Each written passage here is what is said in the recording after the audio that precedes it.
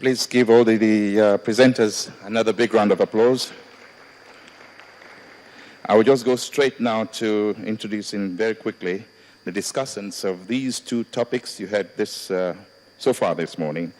Overview of the current state of agriculture in the States and Nigeria without oil, unlocking agricultural value chains. Now we have Elder Peter Kirisa, Deputy Governor of Kwara State, who is here. He's going to be one of the discussants. And the other is Otumba Moses A. Adeyemo, Deputy Governor of Oyo State.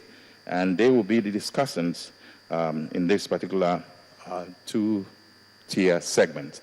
And I'm going to once again invite the chairman to please take the ball rolling.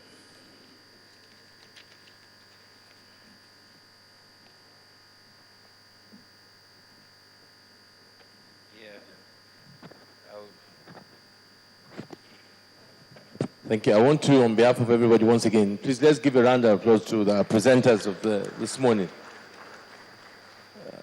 At this point, I would like to invite the discussants to come and take their seats so that we can go into the next business of the day to discuss the presentations made by the four presenters who were very eloquent. Now, we've heard this morning, particularly regards the activities in the states on agriculture. Please have a seat. Largely talking about how in all the three states, the main concerns, the issue of rudimentary farming, no modern technology, lack of inputs, and more importantly, the lack of cooperation or buying at the state level with some of the federal government transformation agenda. That was, in both presenters, that was an issue that was raised consistently. And I'm sure the discussions here would also be able to contribute and tell us, based on what has been presented, some of their own views on this area. There was also the comments being made where the states themselves need to have policies that are consistent and that can be measured and can be able to monitor the effect of some of these policies. I think that was an area as well that was raised. So I will allow the discussants to take the first item, which is the activity of the agriculture in the 36 states. I don't know who wants to kick off. Your Excellency, over to you.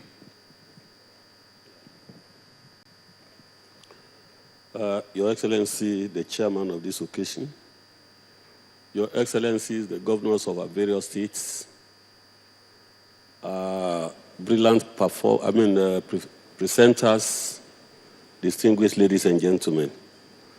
First of all, let me say that other governors were introduced, but Oyo State, being a pay-setter state, was not introduced.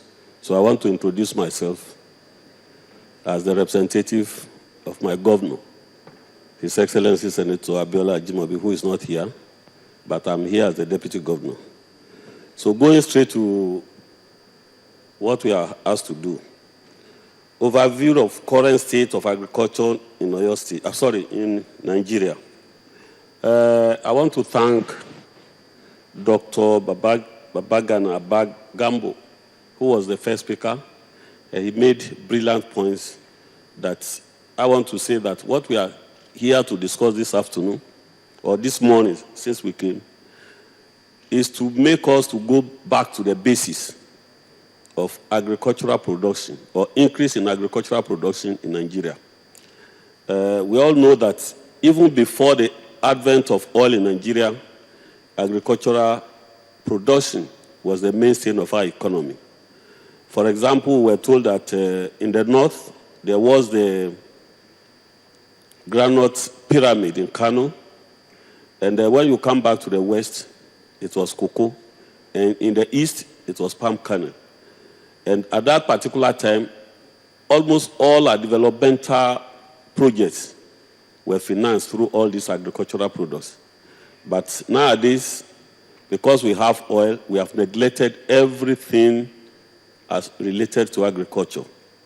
And now the governors have thought it wise that it is better for us to go back to basics and think of what we are going to do to make sure that agriculture is given the priority in Nigeria.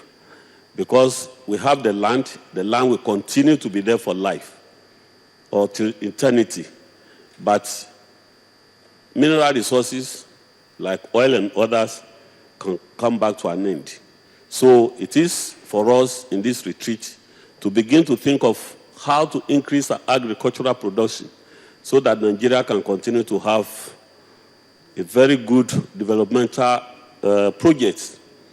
And we are made to know that there are diversities of rainfall, particularly in the south, and in the north.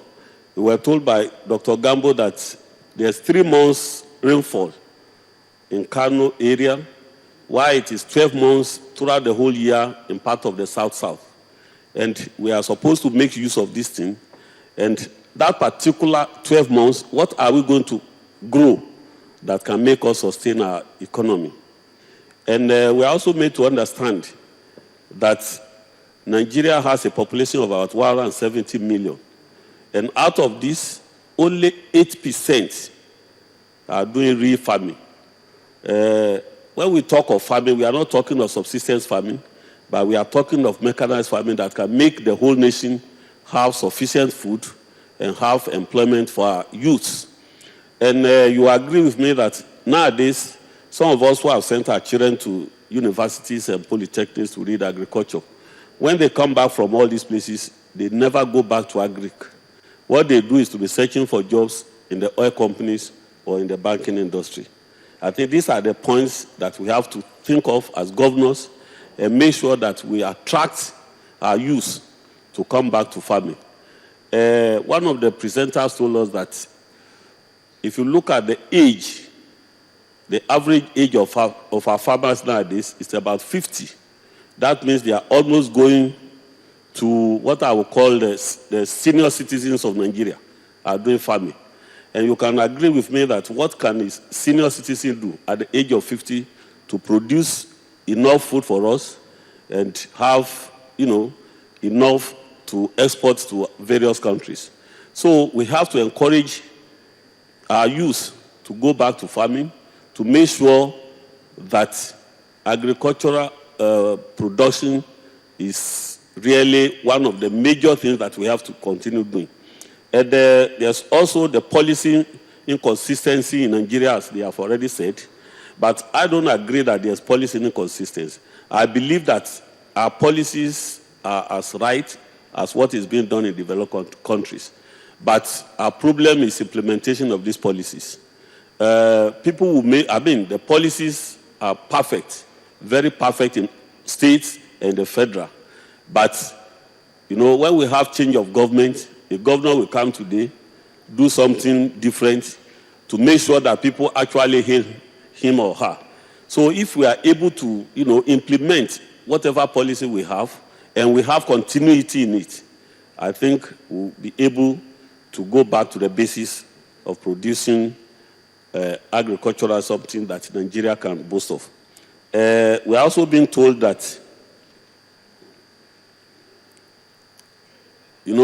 when we talk of agri, we are talking of so many things: production of food, production of animals, and the rest of them.